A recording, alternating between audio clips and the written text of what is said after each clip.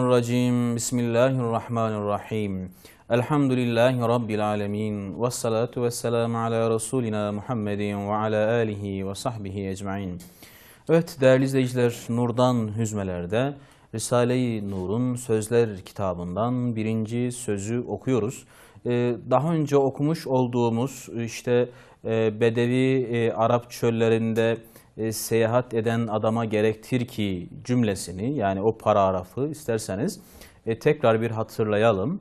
Çünkü o paragraftayız hala. Orayı konuşmaya çalışıyoruz, izah etmeye çalışıyoruz. Evet, Bedevi Arap çöllerinde seyahat eden adama gerektir ki, yani öyle bir yola çıkmışsa kişi Arap ülkesinde, Arap çöllerinde, o zaman bir kabile reisinin ismini alsın ve himayesine girsin diyor.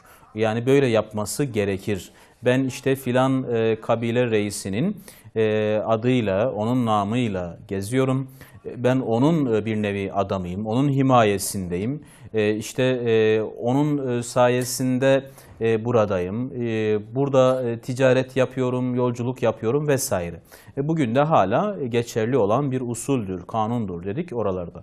Evet, böyle yapacak ki o kimse ta şakilerin şerrinden kurtulup işte hacatını tedarik edebilsin. Yani ihtiyaçlarını karşılayabilsin. Yoksa eğer böyle yapmazsa tek başıyla, yani himayesiz olduğu için tek başına hadsiz düşman ve ihtiyaçlarına karşı perişan olacaktır.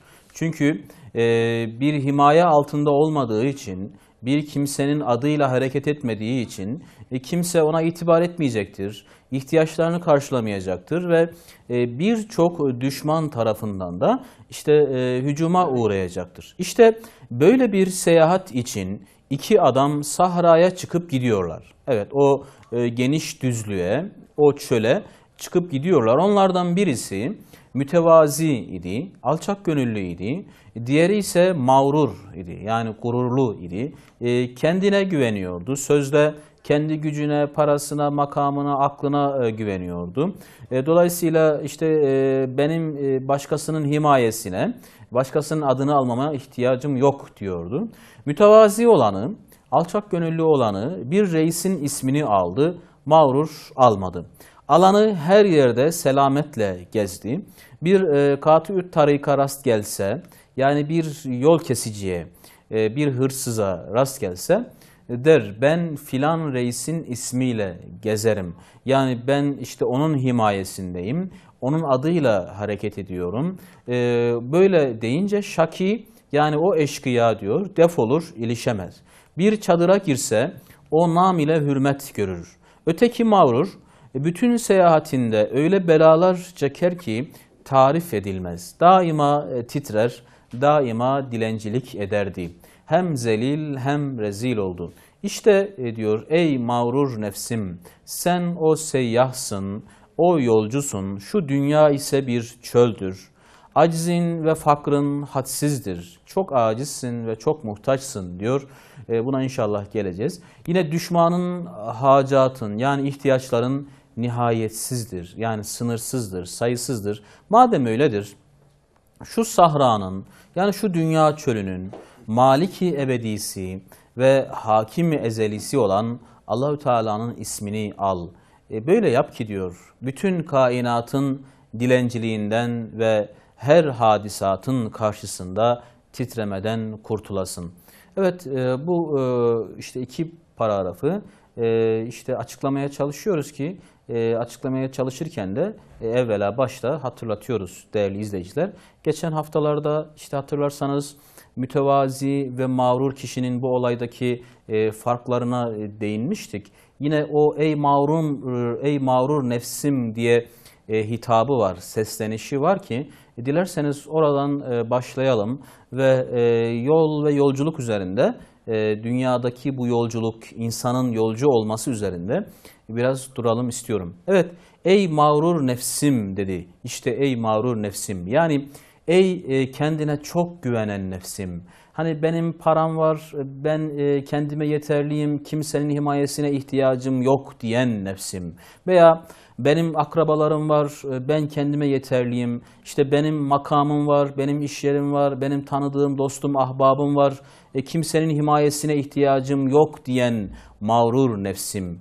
Ve bugün çokça söylenildiği gibi işte benim aklım var, efendim benim bilgim var, ben kendime yeterliyim. Kimsenin böyle adını almaya, himayesine sığınmaya, himayesini almaya ihtiyacım yok diyen mağrur nefsim.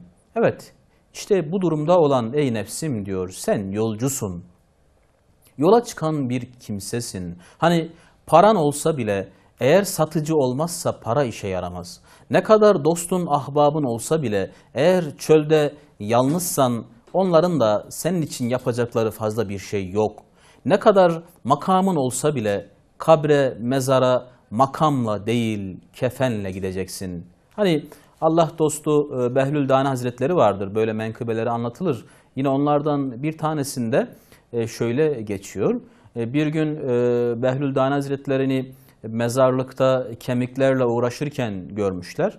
Ne yapıyorsun burada işte ey divane demişler. Hani bu insan kemikleriyle burada ne oyalanıyorsun diye sorulunca demiş ki vezirlerle miskinlerin kemikleri toprakta birbirine karışmış da onları ayırmaya çalışıyorum demiş. Hani işte makam sahipleriyle zenginlerle efendim fakirlerin, yoksulların, gariplerin, kimsesizlerin kemikleri toprakta birbirine karışmış, onları ayırıyorum. Evet, kişinin böyle ne kadar hani kendine yeterli gördüğü, kendine güvendiği, işte araçları, parası, yakınları, akrabası olsa da sonuçta bu yolculukta fazla da ona yaramıyor değerli izleyiciler ki kabirde hele hele hiç yaramıyor. İnsan bir seyyahtır diyor Üstad. Bir yolcudur ki, Üstad bunu başka bir yerde şöyle ifade ediyor. Mesela 7. sözde var bunun ifadesi ve Mesnevi Nuriye'de şöyle diyor. İ'lem eyyuhel aziz. Ey aziz kimse bil ki insan bir yolcudur. Sabavetten gençliğe yani çocukluktan değil mi o küçüklükten gençliğe, gençlikten ihtiyarlığa, ihtiyarlıktan kabre, kabirden haşre yani o mahşer meydanına, o diriliş gününe, haşirden ebede değil mi? Yani ebedi olan cennete veya cehenneme. Evet ona kadar yolculuğu devam ediyor. Böyle uzun bir yolculuğu var insanın. Hem zamanda hem de mekanda seyahat eden bir yolcudur insan. Evet hem zamanda bir yolcu hem de mekanda bir yolcu. Hepimiz zamanda yolculuk yapıyoruz. Daha doğrusu yolculuk yaptırılıyoruz değerli izleyiciler. Bakın gizli bir el bizi sabahtan alıp öğlene getiriyor. Öğleden alıp ikindiye getiriyor. İkindiden akşama, akşamdan yatsıya götürüyor. Yine haftadan haftaya, aydan aya, yıldan yıla zorla seyahat ettiriliyoruz. Zaman dediğimiz şey eğer dünyanın kendi çevresinde ve güneşin çevresinde dönmesiyle izah edilecekse bile bu dünyada idaresi insana verilmeyen bir gemi gibidir. Hani hızını azaltmak veya artırmak insanın elinde değil. Şu dünyanın yönünü değiştirmek insanın elinde değil. Allahu Teala düşünün değerli izleyiciler saatte 1670 kilometrelik bir hızla dünyayı kendi çevresinde döndürerek bizi geceden gündüze ulaştırıyor.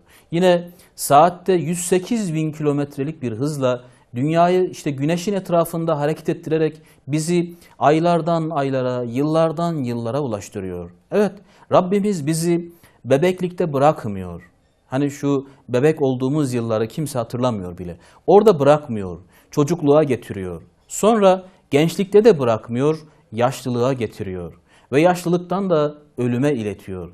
Eğer bu yolculukta gerçekten de hani insana tercih hakkı verilseydi hiç kimse gençlikten ileriye gitmek istemezdi. Hep gençlikte kalmak isterdik. Yani beni burada bırakın, işte beni 60 yaşına 70 yaşına götürmeyin. Ben hep bu genç yaşlarımda kalayım derdi herkes. Evet insan böyle söylerdi belki ama bu yolculuk bize zorla yaptırılıyor. Yine hepimiz değerli izleyiciler sadece zamanda değil, mekanda da zorla seyahat ettirilen yolcularız. Düşünün ki anne karnında 9 aylık bir seyahatten sonra dünya çölüne çıkarılıyoruz. Bu dünya çölünde de yaşamak için mutlaka yine bir yerden bir yere şöyle veya böyle evvela hareket etmek gerekiyor. Yani rızık insandan gizleniyor da insandan işte bu rızkı arayıp bulması için evvela hareket etmesi isteniyor. Yine insan anne karnından dünyaya çıkarılmakla yolculuğu bitmiyor. Dünyadan da kabre konuyor. Yani mezara indiriliyor. Kabirden mahşere çıkarılıyor. Mahşerden Sırat Köprüsü'ne, Sırat Köprüsü'nden de artık cennete veya cehenneme giden bir serüveni var insanın. Hani musibet anında söylenmesi gereken bir duamız var. İstirca diyoruz buna. İnna lillah ve inna ileyhi raciun, değil mi? Allah'tan geldik, yine ona döneceğiz. Evet, işte bu hakikat aslında zaman ve mekanda yaptırılan yolculuğu hatırlatıyor. Ve kişiden işte şu isteniyor sanki. Yani ölümle sizden ayrılanların, senden uzaklaşanların yok olduğunu zannetme. Onlar bu yolculukta başka bir aşamaya geçtiler. Evet, şu dünya istasyonundan işte kabir istasyonuna, oradan da başka bir istasyona gidecekler. Dolayısıyla Allah'tan gelen bu yolculuk Allah'a tekrar gidecek. Peki insanın yolcu olduğunu bilmek acaba neden önemlidir? Hani üstadın bunu hatırlatması gerçekten de bizim için ne anlam ifade etmeli? Buradan acaba ne dersler çıkarılabilir? Yani yolcu olduğumuzu bilmemiz bize ne kazandırır? Evet, değerli izleyiciler, şöyle biraz düşündüğümüz zaman aslında üstadın insan bir yolcudur deyişinin çok böyle manaları ifade ettiğini ve çok güzel dersler içerdiğini görürüz. Evvela hani bir ilden başka bir ile yolculuk yapan kişi keyfi bir şekilde rastgele tesadüfen gitmez. En azından işte gezmek diye bir gayesi vardır. Yani en az böyle bir gayesi vardır. Hani işte diğer gayeleri mutlaka vardır da hiçbir gayesi yoksa bile böyle bir turist gibi bir gezmek gayesiyle gider. Dolayısıyla insanın yolculuğu da gayesiz değildir. Böyle bir tesadüfi değildir. İnsan boşu boşuna anne karnına, oradan dünyaya, dünyadan kabire vesaire boşu boşuna gönderilmiyor. Veya boşu boşuna işte abes olarak bebekliğe, çocukluğa, gençliğe, yaşlılığa gönderilmiyor. Gaye bellidir değerli izleyiciler. Kur'an-ı Kerim ve Peygamberler aleyhisselam bu gayeyi izah ediyorlar. Evet, insan mutlaka bir gaye için yolculuk yaptırılıyor. Bir yerden alınıp başka bir yere, bir zamandan alınıp, değil mi? Mesela gençlikten alınıp ihtiyarlığa bir gaye için götürülüyor. Yine yolculuk deyince aklımıza gelen başka bir husus daha vardır.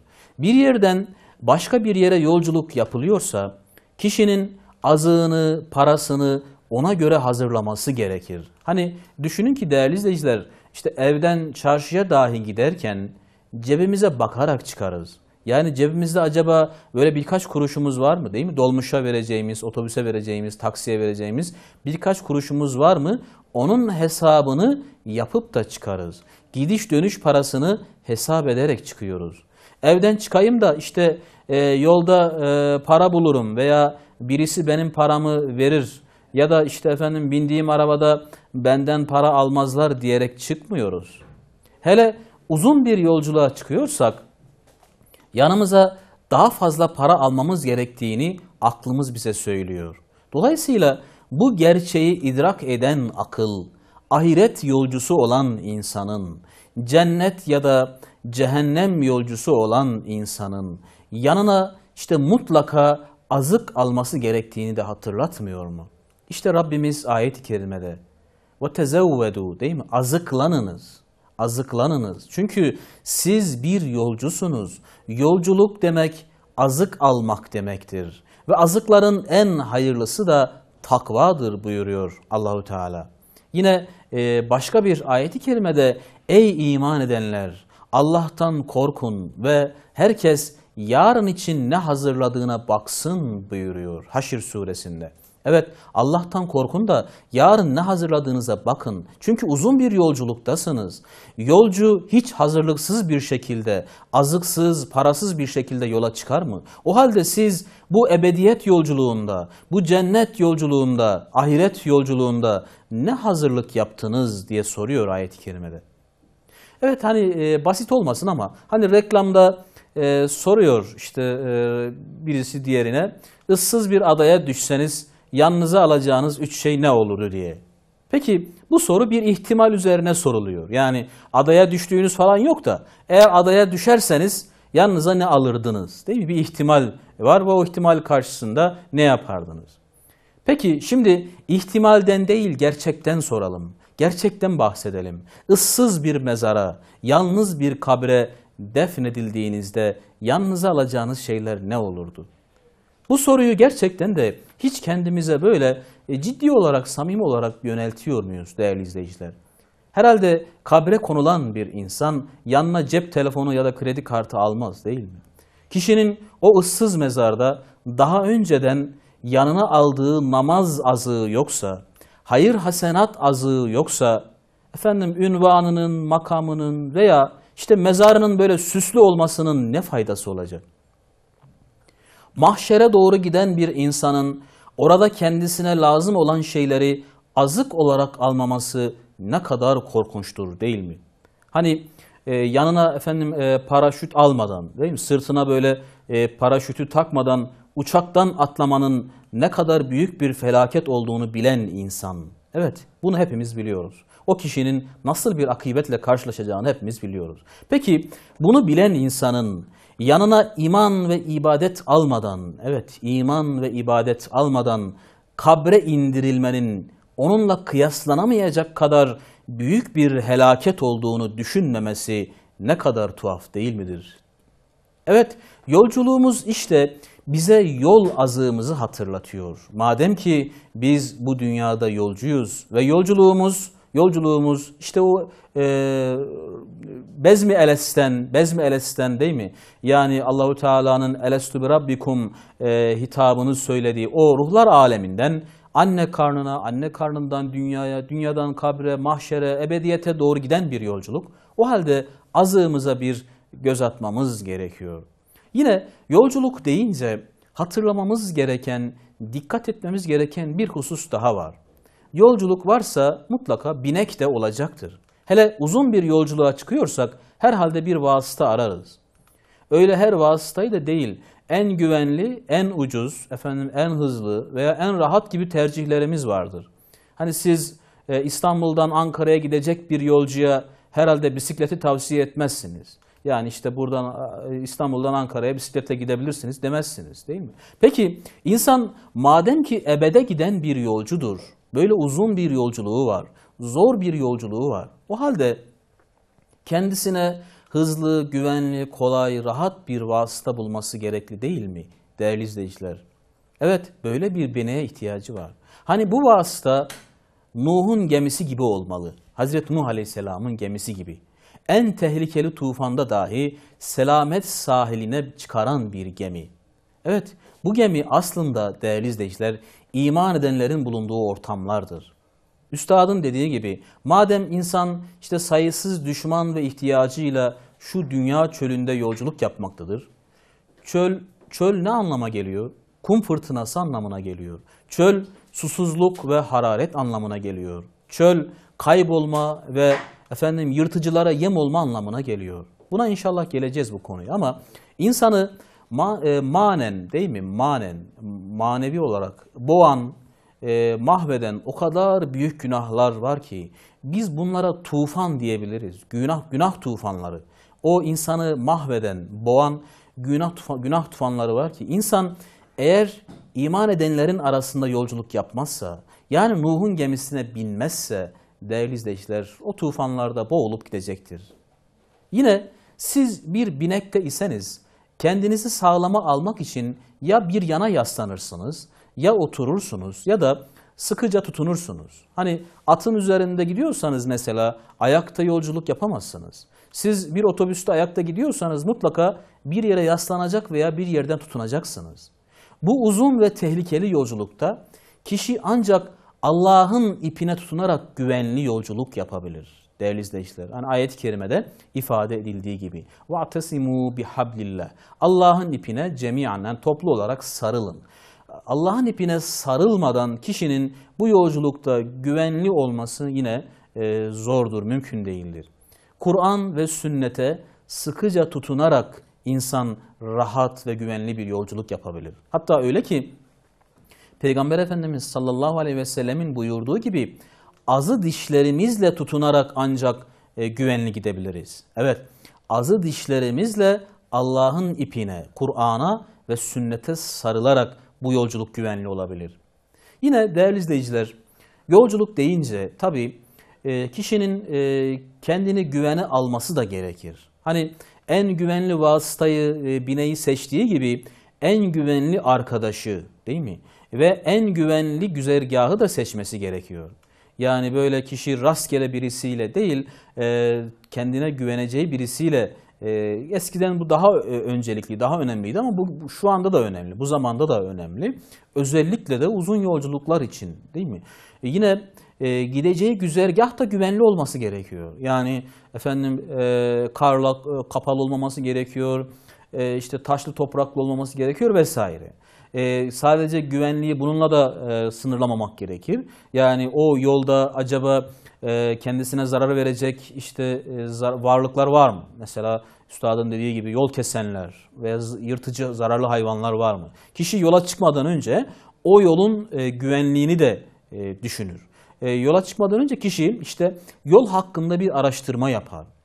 Yine mesela düşünün ki otoyol varken kimse herhalde taşlı çamurlu yolu tercih etmez.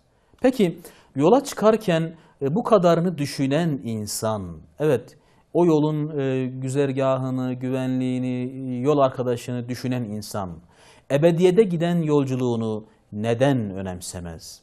Ebediyete gidiyor, kısa bir yol değil, uzun bir yol, rahat bir yol değil, zor, meşakkatli bir yol, tehlikeli bir yol. Evet, bu yolculuktaki güvenini, rahatını neden düşünmez, neden önemsemez? Doğru yolda olup olmadığını kişi neden kontrol etmez? Doğru kişilerle yola çıkıp çıkmadığını gerçekten kişi neden önemsemez? Evet, biz bunları nefsimize hatırlatmamız gerekiyor, sormamız gerekiyor. Acaba yanlış yolda mıyız yoksa doğru yolda mıyız? Tehlikeli bir yolda mıyız yoksa gerçekten güvenli, rahat bir yolda mıyız? Hani yanlış yolda, yanlış yöne ve yanlış kimselerle yolculuk yapan kişinin dünyada kesinlikle maksuduna, menziline ulaşamayacağını bildiğimiz halde, değil mi? Peki ebediyet yolculuğunda ve üstelik öyle bir yolculuk ki telafisi yok, geri dönüşü yok.